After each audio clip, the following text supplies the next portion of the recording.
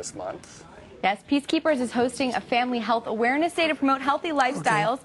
And here to tell us more about it and to share his story as a Tuskegee Airman, we have George Porter. Hello, Mr. Porter. Thank you very much. Thanks for coming on the show today. Appreciate it. Thanks for inviting me.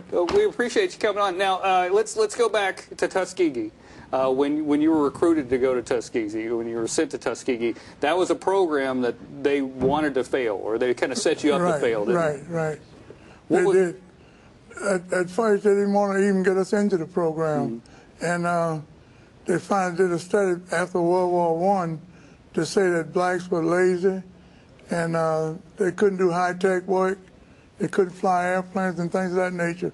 So what they did, they set up the Squadron Fs of all the services to take the black men in to do the menial work for the white boys. In other words, you do the KP and the truck driving and things of that nature. So they set up the 6 black colleges to start this program, and the 6 black colleges, for them to graduate and become part of the program, they had to have a 4-year college degree. The white boys only had to have a high school education to get into the flying program. Really? Yes, sir. Really? Did not know that at all. Did not know that and at all. Despite all that, here you are. In spite of all of that, the ones that they selected from the civilian pilot training program, they were then sent to Tuskegee to be trained as Army Air Corps pilots. It was Army Air Corps, then it wasn't Air Force, it was Army Air Corps pilots. Oh, okay. Part of us, the Signal Corps.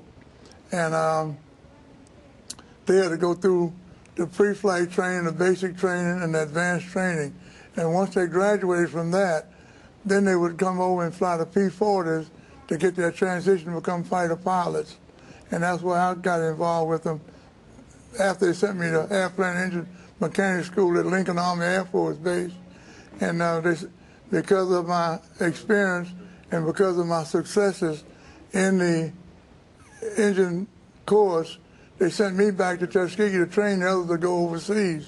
Wow, you know, for a guy that supposedly wasn't smart enough to be able to do that, you're pretty smart. Thank you. I think you're going to find a little smarter than that. Exactly. Yeah, way to show him. Way to show him. Is history finally come around? Have we finally come around and given you guys, do you feel like you're finally getting the recognition that this program and you guys deserve?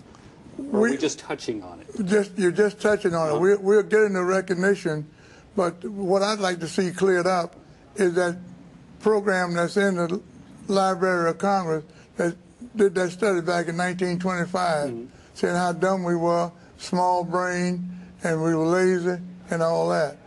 So I couldn't have been too lazy if I retired on B-52 and KC-135, which is on that poster there.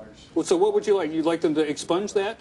I'd like them to expunge that and put the history of the Tuskegee Airmen into the history books, so we'd be American history as well as everybody else. Yeah, fantastic. Let's do it. Not just black history, but American history. Let's do it. Let's do it. I'm ready to do it. Thank you very much for coming on the show today. Now, you're doing a program tomorrow from 3 to 7 p.m. You're going to get to talk to some kids. Yes. That's pretty cool stuff. It's at Folsom Lake State Recreational Area. Right. That's at 1901 Hazel Avenue, Gold River.